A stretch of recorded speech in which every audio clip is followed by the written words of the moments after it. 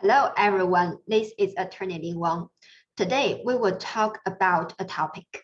If your beneficiaries include the following four kinds of people, you should have a trust instead of a will. Just like a lot of us have already known, if we pass away and want to leave our assets to our family, there are two kinds of documents which can be helpful. First is a trust, and second is a will. If we have a will when we pass away, it doesn't work automatically itself. It has to go through the review of the probate court, which is a part of the American court system.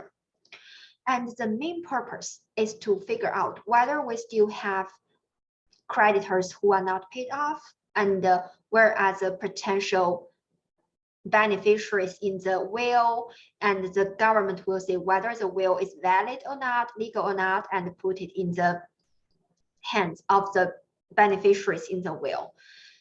And if we have a trust, we don't have to go through the probate because we already recorded with the government when we are still alive after drafting the trust. So once we pass away, the trustee already designated in the trust, usually our friends and families, like usually one of the beneficiaries, for example, your adult children, they will help to distribute our estates to the people who are designated in the trusts as beneficiaries.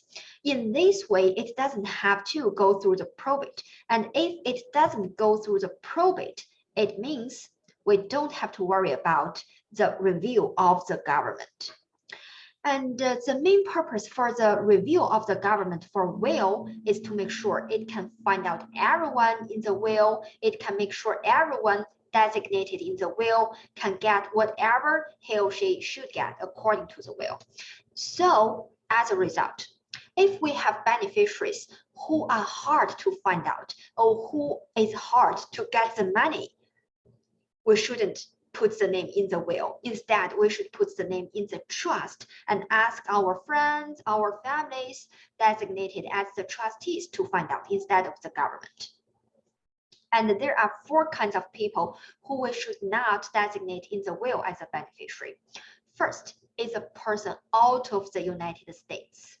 With the development of the globalization, many of us have loved ones out of the United States who we just want them to get the money from us after we pass away.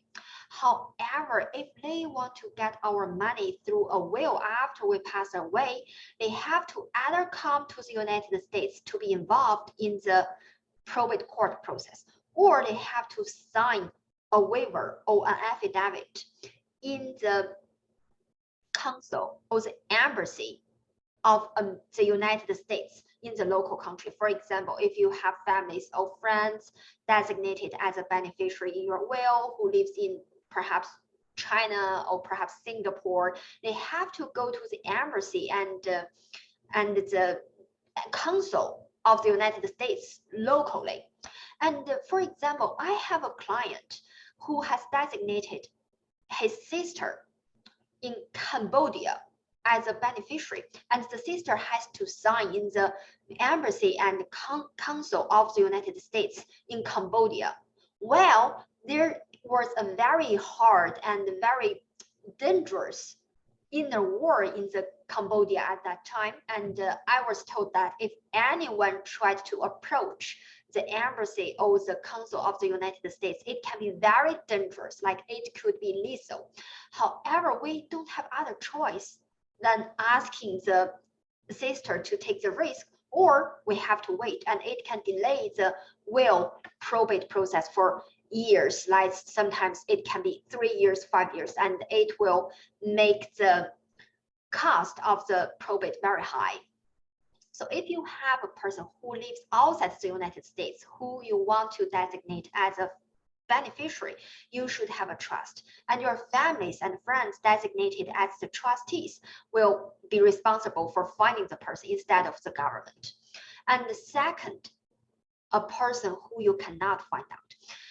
Perhaps some people will feel surprised that they are my loved ones, so that's why I want to leave money to them. How is it possible that I cannot locate the person, but it is the truth? For example, I have a client who is a mom, and her son is in China. They don't have a very good relationship, and she just cannot contact the boy directly, and she cannot find out where the boy is. And if she wants the boy to be the beneficiary or one of the beneficiaries, she needs to have a trust and designate perhaps her friends in the United States or like her families in China to find where the boy is. If she just leaves it in the will and give it to the court, it will take many years to find out where the boy is, and it will delay the probate court process for a very long time. And on average, it already takes 1 to 2 years to finish the whole process. So if we have something very difficult, like a person who cannot be found out, it will delay the process significantly and makes everyone suffer more. And before everyone is found out in the will, no one can inherit anything. So it will delay the time for other beneficiaries to get the money too. For example, if the lady has other children, has another, let's say 2 girls, another 2 boys, the 4 children cannot get anything before they find out where the last boy is. So if that's the case, you should have a trust instead of a will. And the third, if you have a minor beneficiary, it means a person under 18 years old, you should have a trust. Because if you only have a will, you say, I give so-and-so to this minor child who is 13 years old. And of course, a 13-year-old cannot handle the money him or herself. So the government needs to find out who will be the guardian. Either the government will find out a guardian itself, perhaps an attorney, or the court will appoint a person, like perhaps the minor child's parent or anyone close to him or her, to be the guardian. But it takes time for the court to figure out who will be the guardian.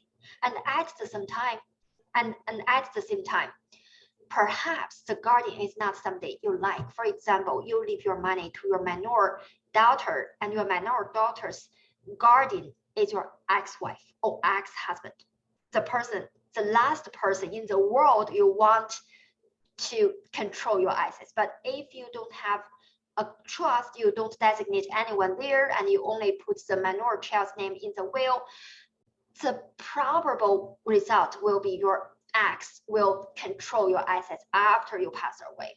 So if you don't want that to happen, you need to have a trust, and you need to designate very specifically who will be the beneficiary and who will take care of the assets. For example, in this case, perhaps you prefer to say, I want my brother or my sister to be the guardian of my money for my minor child, so they can keep an eye on that instead of my ex-spouse.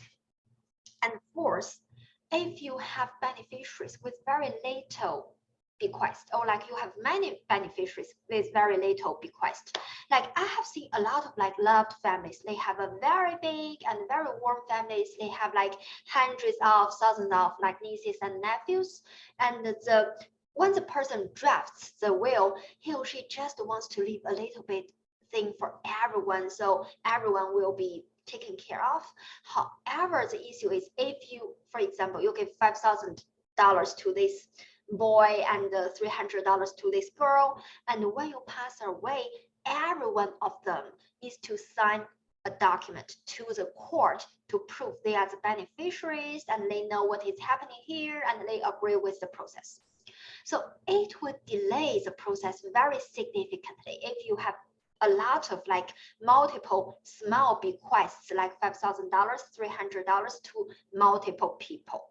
So the issue is, if you have a trust, don't leave this work to the court. Don't bother the court with this even. Leave this work to the people you trust, your families, your friends, who you designate as your trustees in the trust. They have enough time to figure out what will happen instead of the court. Otherwise, the court will delay the probate court process. And the issue is, if you have a trust, even if you have some beneficiaries who have hard time to approach the assets for the time being, for example, they are foreigners living outside the United States, you just cannot find the person, lost people, or they are minor children who needs to be taken care of, or like the people who get very little bequests and you cannot find them. for the time being. The other people can still get the money from the trust. They do not have to wait for those people to get the money before they have the right to claim their part. However, if it is a will, if it goes to the court, what the court cares about is that everyone will be taken care of before one coin is distributed. So in this way, everyone has to wait before everything comes down. So it will delay everyone, it will delay the probate court process, and it will increase the cost. So let's make a summary. If you have anyone who is a minor child under 18 years old, a foreigner living outside the United States, a lost person who you just cannot find out, or a person with small bequest, multiple beneficiaries with like $5,000 gifts, $300 gifts, have a trust instead of a will to make sure after you pass away, the assets will be distributed more smoothly instead of going through the painful probate court process, which can be very long. This is Attorney Lin Wang, and thank you for watching this video. If you like this video, please click on the subscribe button on the right corner of this screen. And if you have any questions, please leave your comments like below. And if your questions like are very intriguing, I will give more information about it. And you can find my information in the description line. So if you have more questions about it, you can ask me. And we also provide free one-on-one consultations in trusts and wills. Thank you again for watching this video, and have a good night.